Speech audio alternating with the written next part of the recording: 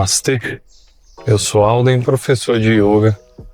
Já me perguntaram se eu escolhi ser professor de yoga para poder ficar perto de mulheres. E, logicamente, isso não foi só uma vez. Hoje eu vou falar sobre uma coisa que quase ninguém comenta. É um preconceito velado que homens, eu acho que praticamente em sua maioria, homens professores de yoga enfrentam. Mas não é só isso. Eu também vou defender porque a presença masculina no yoga é uma coisa legítima, necessária também e até mesmo transformadora. Hoje eu vou te convidar para uma conversa honesta sobre o preconceito de gênero em espaços que deveriam ser de acolhimento. Então vamos lá. E eu vou começar pelo óbvio que ninguém fala. Existe um preconceito velado, e eu sinto isso, sobre homens que ensinam yoga. Não é uma coisa agressiva, também não é declarado, mas eu sinto que é uma coisa bem real. Como eu falei, de certa forma, eu sinto isso aí. Por exemplo, eu já trabalhei em lugares que eu atendia várias mulheres. E às vezes é um olhar assim que mede, às vezes parece que é uma pergunta silenciosa, tipo, será que eu posso confiar nesse homem? Será que eu posso confiar nesse cara como professor? É o comentário tipo assim, mas yoga com professor homem? Que diferente! Às vezes soa essas coisas assim, aparecem, surgem isso. E às vezes eu sinto também assim que às vezes tem algumas alunas que evitam um toque quando eu vou fazer uma correção. E às vezes não é nem por tanto desconforto físico, mas às vezes por medo do que às vezes ela mesma vai, sei lá, criar na cabeça dela. É a hesitação assim de quem chega também pela primeira vez. E às vezes demora várias aulas, às vezes várias semanas para poder relaxar e se sentir ambientada e esse medo passar. Outra coisa interessante também é o próprio professor que acaba se censurando. Às vezes a gente pensa duas vezes antes de fazer um ajuste numa postura, às vezes a gente fica medindo as palavras, os nossos gestos, os olhares. Porque nós sabemos que nós não carregamos apenas a nossa intenção. Nós carregamos uma história que às vezes não é nossa, mas que pesa também sobre nós como homens e figuras masculinas nesse tipo de espaço. Isso eu sei que não é justo, passarinho, mas é real, é uma coisa que acontece. Esse preconceito também, ele não surge do nada. Ele tem raízes profundas. Aqui no Ocidente, o yoga ele foi abraçado e até de certa forma protegido acho que por sua maioria, sim, mulheres. São elas que em sua maioria frequentam esses espaços de yoga. As mulheres é que divulgam e compartilham e acabam convidando outras mulheres também para praticarem yoga junto com elas. E isso acabou criando uma impressão cultural de que o yoga é uma coisa para mulheres. Quando um homem ele entra nesse espaço, parece que tem uma pausa, assim, uma desconfiança velada, sabe? As mulheres, hoje elas são mais conscientes, elas também, logicamente, são mais vigilantes. E eu acho que com toda razão, houve e ainda há, homens que abusam da sua posição e do poder que eles têm, que usam, por exemplo, os toques de forma inadequada, que confundem também a presença com invasão. E o professor de yoga homem, queira ou não, ele acaba carregando esse peso. Não por causa dele, mas por outros, Não porque ele tenha feito também, eu acho que algo errado, mas porque simplesmente ele é homem. E socialmente, isso ainda gera, eu acho que um pouco de medo e restrição. Mas aqui é que está o problema. Esse medo, ele é uma coisa legítima. E acabou se transformando, acho que num preconceito generalizado também. Isso prejudica não só os professores, como prejudica, de certa forma, todo o yoga, toda a estrutura, todo o contexto histórico, a filosofia de vida do yoga. E agora eu preciso dizer uma coisa também, eu acho que mais importante. O homem, ele tem seu lugar no yoga. E não é um lugar de exceção. É um lugar de direito que o homem tem. O yoga, em sua origem, ele foi praticado e ensinado sempre por homens, depois por mulheres. Desses homens, nós temos Patanjali, Krishnamacharya, o BKS Iyengar e vários outros professores também que recebem títulos de gurus, mestres, né? E a presença masculina, ela não é invasão, ela é parte da história, é muito mais do que isso. O yoga, ele não pertence a um gênero, ele pertence à consciência. E a presença masculina, quando ela é íntegra, presente, consciente, ela tem algo a oferecer.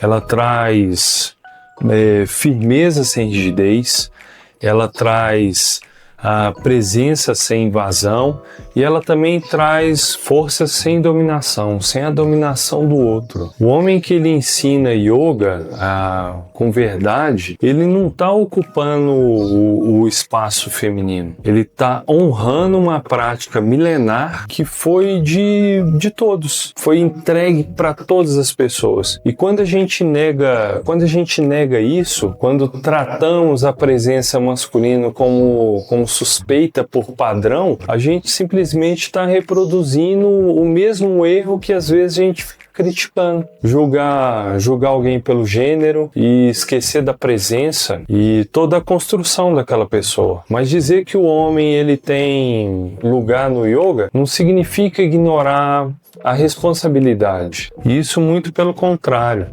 A presença masculina no yoga, ela exige consciência redobrada. Porque sim, existe um histórico, porque sim também existe um medo real e esse medo ele precisa ser respeitado. O professor de yoga homem, ele precisa cultivar algo que vai muito além das técnicas.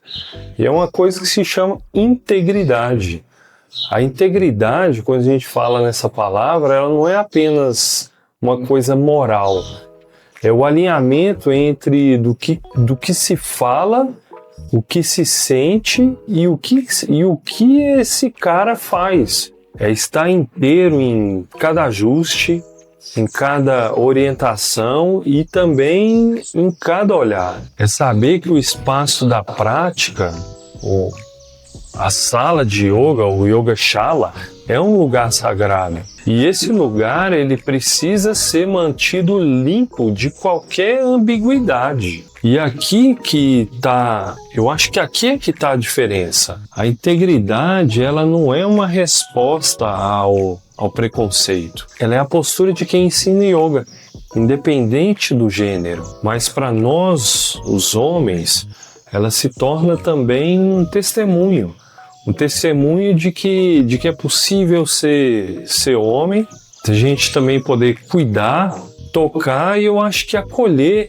mas de uma forma que não seja invasiva, sem invadir, respeitando as pessoas. E com o tempo, a constância, ela dissolve essa desconfiança, como eu tinha falado. As pessoas chegam, ficam com medo nas primeiras aulas e isso vai se dissipando depois.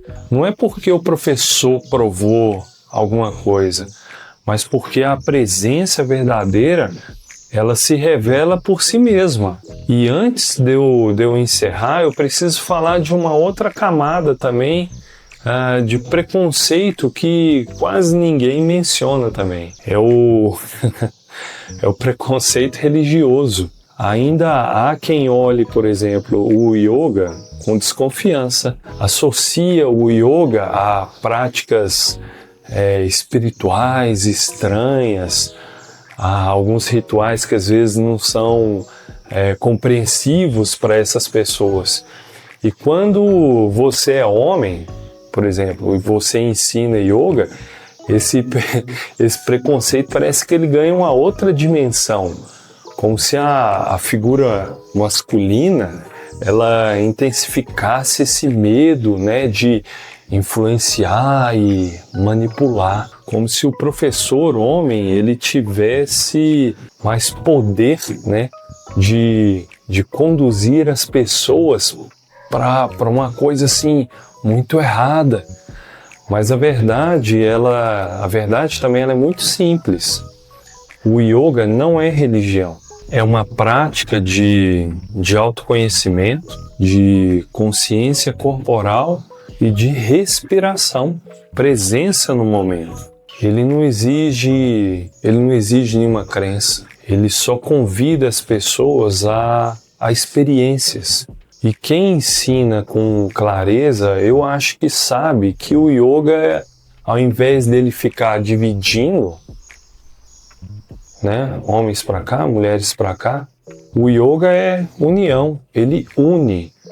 Mas enquanto esse preconceito ele existir, eu acho que professores de yoga, principalmente os homens, eles sempre seguirão sendo observados, eu acho, com uma ressalva. Então, depois de tudo isso, né, eu te faço uma pergunta. Será que não está na hora de olharmos para esse preconceito velado? Não para negar, né, esse medo que as mulheres sentem e que é um medo legítimo. Eu acho que eu percebo isso como uma coisa natural também. Mas para questionar se a solução é julgar todos os homens pela sombra de alguns, inclusive de grandes professores de yoga, grandes mestres, às vezes até considerados gurus do yoga. Porque no fim das contas, o yoga ele nos ensina justamente o contrário, ver além da forma e buscar ver a essência das pessoas. E se a gente não consegue fazer isso, né, dentro do próprio yoga, o que a gente está realmente ensinando? Eu não estou aqui pedindo confiança cega e nem querendo mudar isso assim, de uma hora para outra. Eu só estou pedindo aqui, diante desse vídeo e das pessoas, um discernimento. E que cada professor, seja ele homem ou também mulher, ele seja visto pelo que ele faz, pelo que ele ensina e pela presença que se sustenta, e não pelo gênero, porque o preconceito velado, ele também é preconceito, e ele machuca dos dois lados. E eu quero ouvir de você. Se você é professor ou professora de yoga, você já sentiu esse tipo de preconceito? Ou se você já presenciou situações assim, com colegas e conhecidos? E se você pratica yoga, como que você percebe essa presença, por exemplo, do seu professor? O gênero dele influencia na sua confiança? Eu acho que já chegou a hora da gente ter essa conversa. E essa conversa, ela precisa acontecer. Ela precisa ser honesta, respeitosa e precisa ser uma conversa aberta. E aí eu te peço, põe aí nos comentários para mim e a gente acaba, diante dessa conversa, desse diálogo, dos comentários, a gente acaba construindo um diálogo juntos. Ser homem e ensinar yoga é carregar uma responsabilidade extra, mas também acaba sendo um privilégio para nós homens. É poder mostrar pelo exemplo que o cuidado, ele não tem gênero, que, por exemplo, a escuta também, ela não tem gênero, que a presença, quando ela é verdadeira, ela transcende qualquer forma. O preconceito, ele pode até estar nos olhares, nas dúvidas e nos silêncios, mas a presença, quando ela é íntegra, eu acho que ela dissolve tudo isso. Logicamente, não é de uma forma rápida, não é de uma forma fácil, mas de uma forma real. E no fim das contas, o yoga, ele é sobre consciência. E consciência é o que nos torna iguais, independente do corpo que nós habitamos. Eu sou consciência sem resistência.